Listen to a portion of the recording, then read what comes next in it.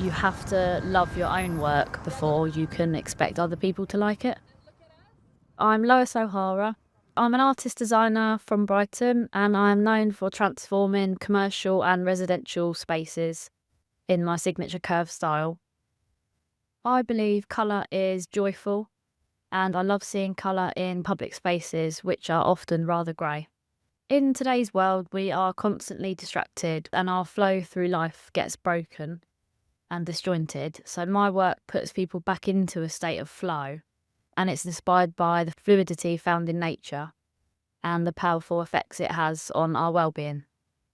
I really love the bright colours, and I'm able to develop my initial ideas quickly all the way through to the last realisation stage of each project.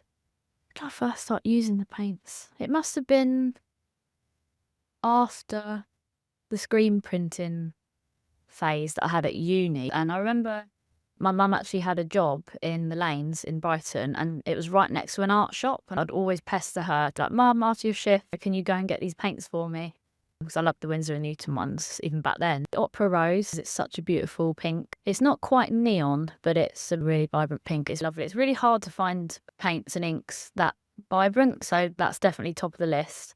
I love the cadmium orange hue, the ultramarine, the sap green, and the pale umber contrasts really well with these colours. The good thing with the paint is it's got a really nice consistency to it, so I can move it around the canvas quite quickly. And I thought to myself, this would be great if this print or this painting that I've just made can be large scale and surround someone to make them happy, because I think that's what colour does. Colour makes you happy.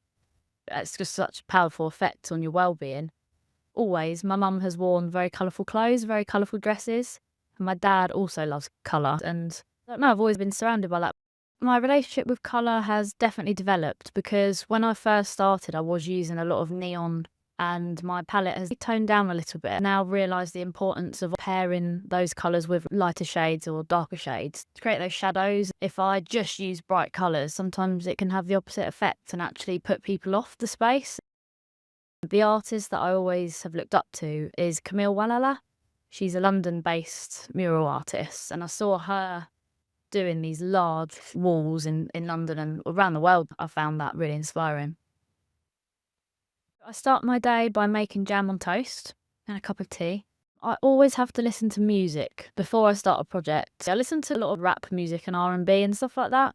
I find the lyrics really motivating, and mentally I would say I've always been quite a positive person, and I've always liked to try and be grateful for what I've got. Being an artist has definitely helped with that, because it's not easy being a creative, and work just doesn't just come to you. It really makes you push yourself more. And as a result, it's made me appreciate already what I have more, if that makes sense. It's like a full circle thing. For me, if the canvas or the space is in really poor condition, then that's what excites me the most, because I know that the transformation will be even greater. The ultimate goal is how people engage with the space, make sure that it's interactive and people are engaging with it, and it gives someone some kind of inspiration. It's still so important to have art in public spaces. I think a lot of people are still very reluctant to commission artwork, especially councils around the UK, because they don't see the point of it.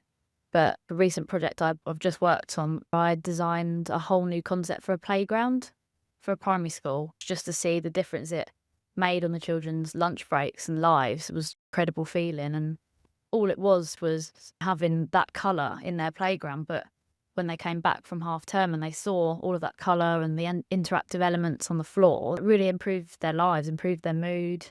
One parent told the head teacher, and the head teacher told me that their child now, on their lunch break, they'll come out and they haven't really got anyone to play with, but because they've got that artwork to play on, they're happier, because they've got those shapes they can jump on and run around, and they feel less lonely, which is huge.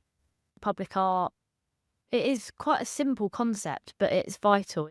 Something so simple as having a bench, but sometimes that's really important. Sometimes you need to have a little sit down, you need to have a rest, and without that bench there, it's quite a functional piece. And I think that's also how I view public art.